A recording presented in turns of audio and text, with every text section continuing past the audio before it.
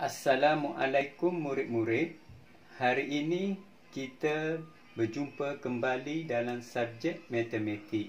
Hari ini cikgu akan mengajar murid-murid iaitu berkaitan dengan mode, median, mean dan julat. Okey, sebelum kita belajar, pelajar perlu mengenal apa yang dikatakan sebagai mode, apa yang dikatakan sebagai median, apa yang dikatakan sebagai mean dan apa yang dikatakan sebagai julat. Jadi untuk lebih memahami, untuk pelajar lebih memahami, terus kita pergi kepada data. Daripada data ni nanti cikgu akan terangkan apa yang dikatakan mode, median, mean dan julat. Okey, kita pergi kepada data. Di sini cikgu menyediakan beberapa data. Data ni dalam bentuk nombor cikgu sediakan, dan data ini kita panggil data tidak terkumpul. Kenapa kita panggil data tidak terkumpul? Sebab data ini berada satu. Jadi dia tidak dalam bentuk terkumpul. Ini dia panggil data tidak terkumpul. Dan data tidak terkumpul adalah sangat mudah untuk pelajar mencari mode, median, mean dan julat. Okey, yang pertama kita akan tengok apa yang dikatakan dengan mode. Okey, mode.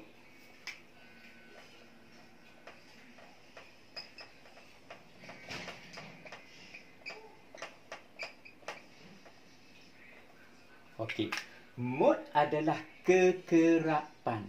Apa yang dimaksudkan kekerapan? Kekerapan ni adalah data mana yang berulang kali timbul ataupun yang kerap diulang. Jadi bila kita tengok dekat atas ni, kita tengok nombor mana yang kerap diulang. Yang mana banyak timbul. Yang selalu timbul ataupun yang kerap timbul.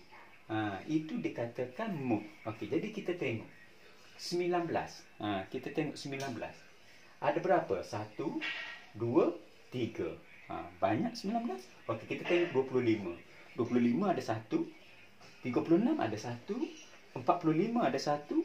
20 ada 1. Jadi dekat sini, bila kita melihat data yang kerap, yang kerap timbul, yang kerap diulang adalah nombor 19.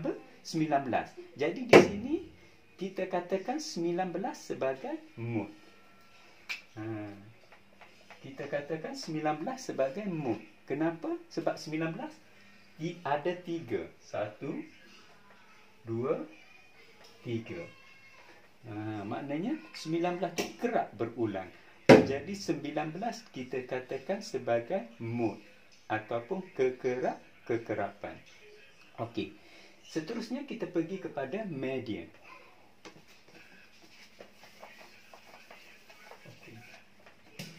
Sebelum pelajar ini mencari median, kena ingat ini peraturan.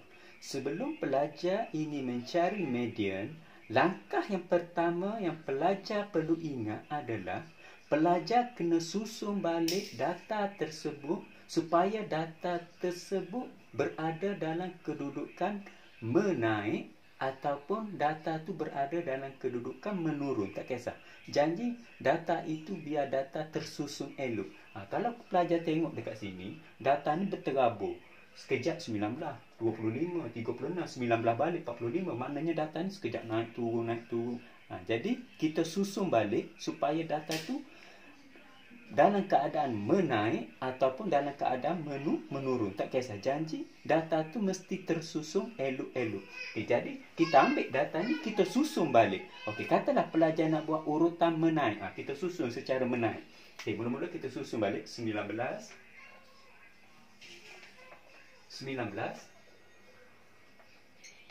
Okey, tepi sikit je betul. Okey, 19.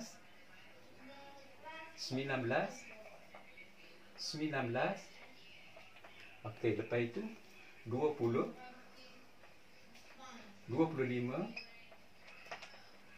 36, 45. Okey.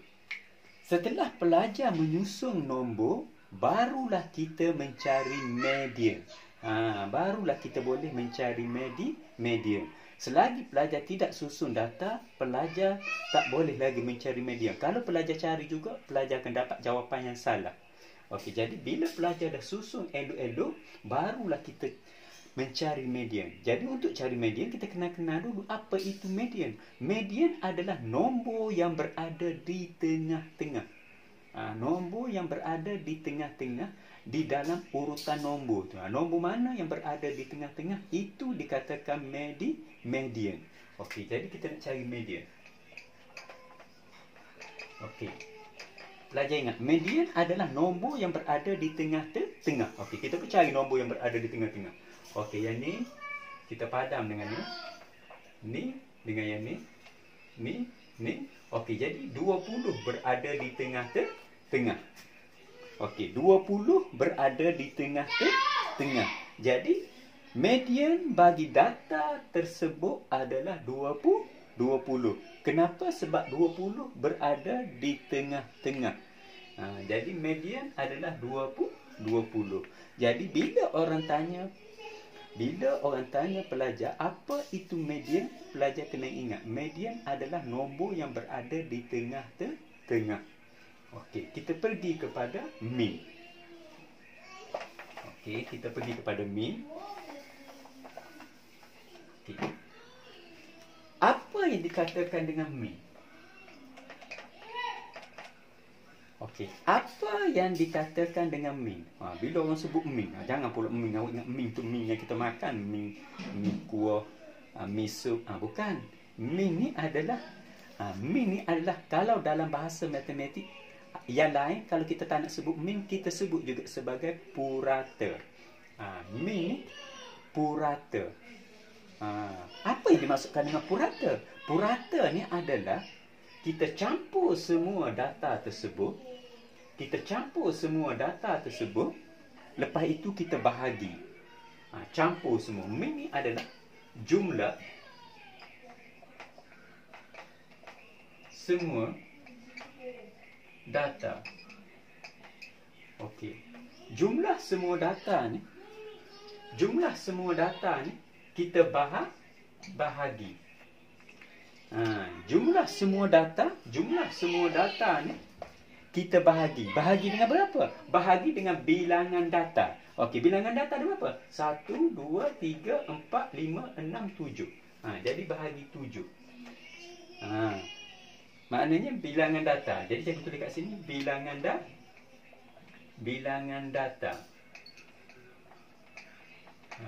Maknanya pelajar campur semua ni, lepas itu bahagi bilangan data ni. Maka itu dikatakan mean ataupun purata. Jadi jom kita sama-sama mengira. Okey. Untuk dapatkan mean, pertama jumlah semua data. Okey, kita jumlahkan. 19 tambah 25 tambah 36 tambah 19 tambah 45 tambah 19 tambah 20. Lepas itu pelajar apa? Pelajar bahagi dengan berapa? 1, 2, 3, 4, 5, 6, 7. Bahagi 7. Maknanya bilangan data ada tu 7. Jumlah semua data, ni jumlah semua data. Bahagi bilangan data. Bilangan data ada 7. Mana 7? 1, 2, 3, 4, 5, 6, 7. Maknanya pelajar ingat, untuk mencari mean, campur semua data, bahagi bilangan. Itu dikatakan sebagai mean. Jadi kalau soalan tanya mean ataupun purata, benda yang sama. Mean dan purata ni benda yang sama. Jadi cara nak kira dia, campur semua data tersebut, lepas itu bahagi bilangan data. Itu adalah untuk mencari mean. Okey, kita pergi kepada yang terakhir. Okey, yang terakhir adalah mencari jumlah.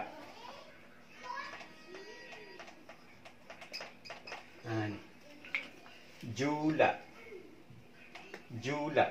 Apa yang dimaksudkan jumlah? Jumlah adalah nilai maksimum dalam data ni, pelajar kena cari nilai maksimum. Nilai maksimum tolak nilai minimum. Okey. Untuk julak, pelajar ingat macam ni je. Untuk julak, pelajar ingat macam ni je, mudah. Pelajar cari dalam data tu mana nilai yang paling besar, akan tolak dengan nilai yang paling kecil. Jadi untuk data ni, pelajar tengok mana nilai yang paling besar. Ini nilai yang paling besar. Jadi inilah nilai maksimum 45. Ini nilai yang paling besar. Tolak nilai minimum. Nilai minimum ni maksud nilai yang paling kecil. Jadi pelajar tengok dekat sini, dekat data ni, nilai yang paling kecil adalah nombor 19. 19 nilai yang paling kecil. Jadi tolak 19. Jadi 45 tolak dengan 19, maka dapat berapa? Dapat berapa? Dapat 20. 20 berapa? 26. Dapat 26. 26 ni lah dikatakan sebagai nilai, dikatakan sebagai julak. Apa itu julak? Pelajar ingat, julak adalah nilai maksimum tolak nilai minimum. Untuk bahasa yang mudah, pelajar ingat macam ni je. Nombor yang besar ataupun data yang besar tolak dengan data yang kecil, ataupun nombor yang kecil, itu dikatakan julak. Maknanya dalam data tersebut pelajar cari mana nombor yang besar, ambil dan tolak nombor yang kecil. Itu dikatakan julak. Maknanya untuk mencari julak, pelajar ambil nombor besar, tolak nombor kecil, maka dapatlah julak.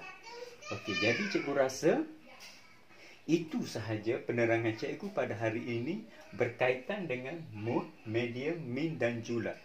Jika pelajar ada sebarang masalah, bolehlah tanya cikgu, mesej cikgu. Okey, sekejap lagi cikgu bagi latihan, pelajar buat latihan dan cuba memahami berdasarkan latihan tersebut apa yang dikatakan dengan mood, medium, mood dan julak. Okey, jadi cikgu rasa pembelajaran kita pada hari ini setakat ini dahulu. Kita jumpa lain kali. Sekian, terima kasih. Assalamualaikum.